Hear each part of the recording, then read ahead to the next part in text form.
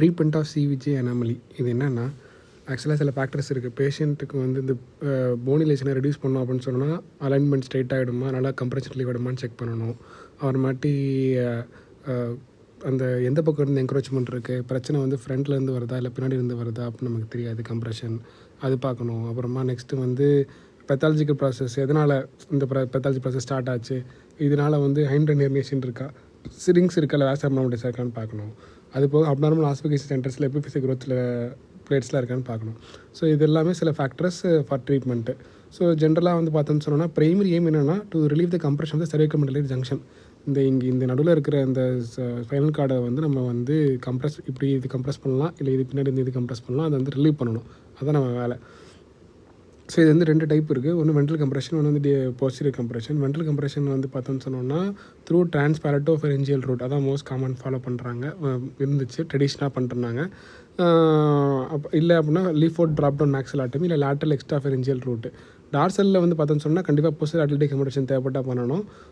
Instability இருந்தது அப்படின்னு சொன்னால் போஸ்டீரியர் ஃபிக்சேஷன் கண்டிப்பாக பண்ணணும். இதெல்லாம் விஷயங்கள் இருக்குது.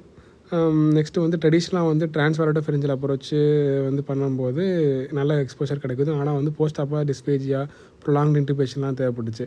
ஸோ இப்போ வந்து இன்டர்நேஷனல் எண்டோஸ்கோபிக் அப்ரோச் பண்ணுறாங்க, கொஞ்சம் அதனால் கொஞ்சம் பெட்டர் இருக்குதுன்னு சொல்கிறாங்க.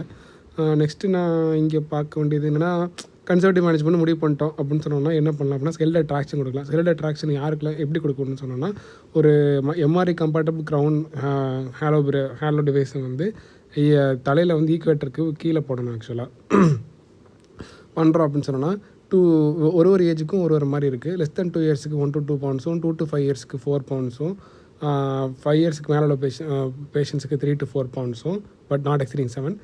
அப்புறமாட்டி அடல்ட்ஸுக்கு வந்து 7 to 8 pounds, but not exceeding 15. கிரினோசெர்விட்டிபிள் ரீஜனில் ஸ்கெல்டல் ட்ராக்ஷன் இவ்வளோ பவுண்ட்ஸ் தான் கொடுக்கணும். 8 to 10 point ஸ்கல் ஃபிக்சேஷன் இருக்கணும். It should be below the equator of the cranium. அது ரொம்ப முக்கியம். ஒரு டிசபிள் லீஷன்ஸாக இருக்குது அப்படின்னு சொன்னோன்னா, அவங்க வந்து இன்ஃப்ளமேட்டரி குறைஞ்ச பிறமா கன்சர்வேட்டிவ் ட்ரீட்மெண்ட் நல்லா இம்ப்ரூவ் ஆகிடுச்சு அப்படின்னு சொன்னோன்னா, we can put external immobilization once the reduction is achieved. Irreducible டைப்புக்கு போனிஃபிகேஷன் தேவைப்படுது பின்னாடி. அப்புறமேட்டு அட்லாண்டாக்ஸில் ஆர்த்தோடோசிஸ் வந்து மினிமம் பண்ணி வச்சிட்டோம்னா 3 months ஆஃப் மொபிலைசேஷன் தேவை ஃபார் எஃபெக்டிவ் போனிஃபிகேஷன்.